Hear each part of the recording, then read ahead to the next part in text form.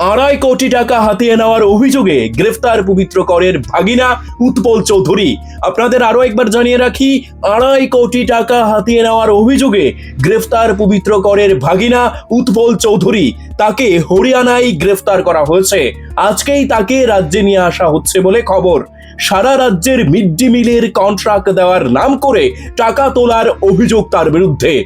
হরিয়ানা থেকে দুপুরের বিমানে আগরতলার উদ্দেশ্যে রওনা দেবেন ক্রাইম ব্রাঞ্চের টিম। উৎপলের সাথে উচ্চপদস্থ একজন আধিকারিক যুক্ত বলে ক্রাইম ব্রাঞ্চের কাছে অভিযোগ রয়েছে। এডিনগর থানায় দায়েরকৃত মামলায় এই গ্রেফতার। উৎপলের বাড়ি এবং শ্বশুর বাড়িতে আগেই ক্রাইম ব্রাঞ্চ হানা দিয়েছিল।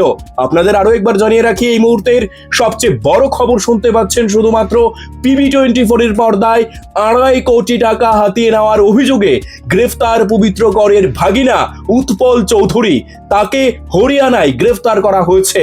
আজকেই তাকে রাজ্যে নিয়ে আসা হচ্ছে বলে খবর। সারা রাজ্যের মিড ডে মিলের কন্ট্রাক্ট দেওয়ার নাম করে টাকা তোলার অভিযোগ তার বিরুদ্ধে। Bureau report, PB24।